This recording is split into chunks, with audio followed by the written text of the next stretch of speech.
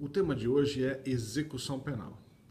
Causou bastante furor nas redes sociais a decisão da magistrada responsável pelas execuções penais de Taubaté em conceder o regime domiciliar ao médico Roger Abdelmaci, acusado por um sem número de crimes contra a liberdade sexual de suas pacientes.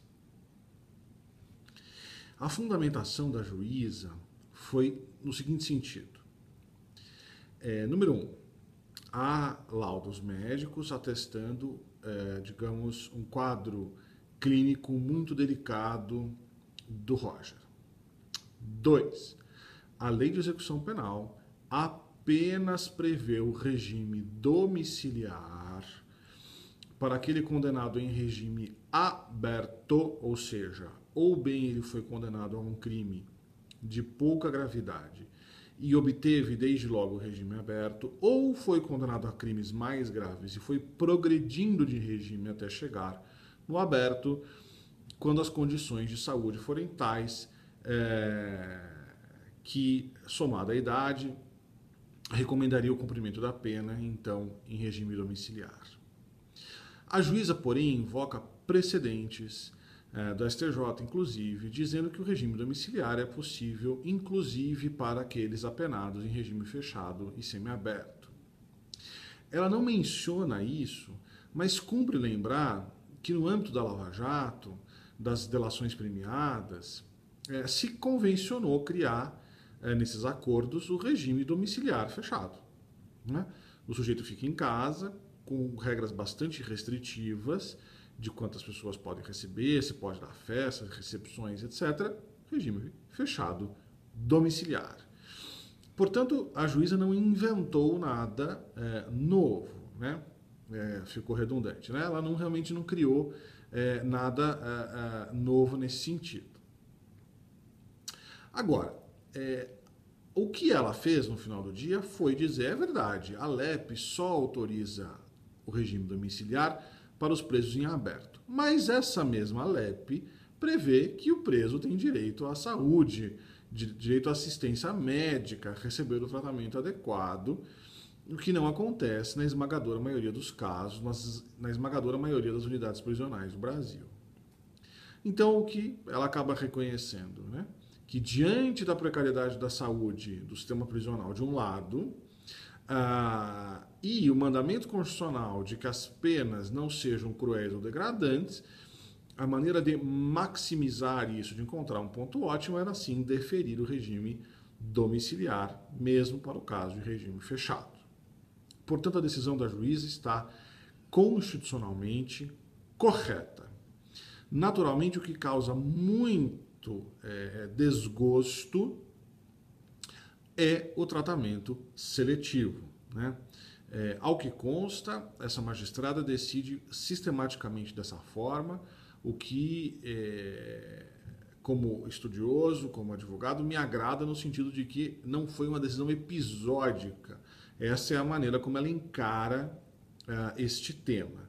Agora, ela é uma exceção. Olhado o sistema como um todo, né, há centenas, talvez milhares de Joões e Marias com estado de saúde grave, com a AIDS, por exemplo, que demanda tratamento muito específico, rigoroso, de hora certa das drogas, presos transgêneros que não recebem auxílio em relação aos hormônios e outros tantos casos. Bom, isso quando para não falar do básico, como acesso a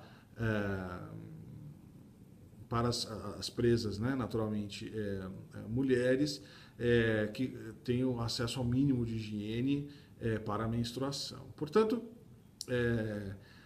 está concretamente correta a decisão da magistrada, mas causa, do ponto de vista sistêmico, um incômodo, porque Roger recebeu uma pena altíssima por delitos muito graves, né? E realmente o melhor arranjo do ponto de vista de desenho institucional é que ele pudesse cumprir sim a sua pena no regime fechado como manda a lei, porém tendo acesso regular à saúde, né, direito esse de que não foi privado pela condenação, né? Ao que consta, também em breve deverá haver uma decisão em relação a Jatobá, num caso que também ficou muito polêmico, por envolver uma criança, evidentemente, a quem disse será concedida progressão de regime para o semiaberto.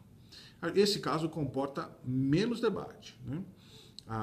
O Brasil decidiu que o cumprimento da pena é progressivo, né? Já que o sujeito retornará ao convívio social por não termos prisão perpétua, que esse retorno seja gradual, para, digamos, embora eu não concorde, né, com essa doutrina, a doutrina que embasa a lei é da reinserção social do preso, né?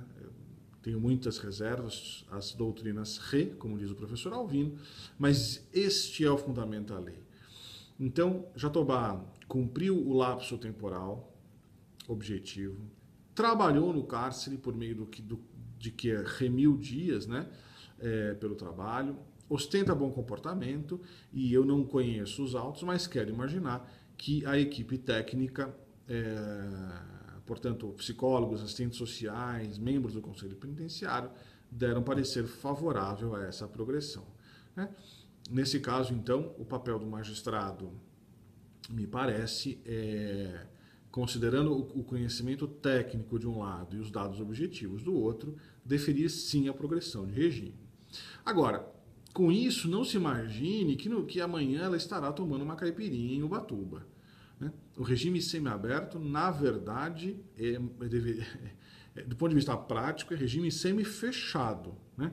Muitas vezes, o apenado apenas muda de prédio dentro de um mesmo complexo, ou seja, continua preso, trabalhando né, intramuros, como se diz. Apenas uma pequeníssima quantidade dos presos em semiaberto consegue trabalho externo ou autorização para estudar, e mesmo nesses casos, com tornozeleira eletrônica, com controle próximo, com horários rígidos de retorno ao cárcere. É isso aí. Obrigado.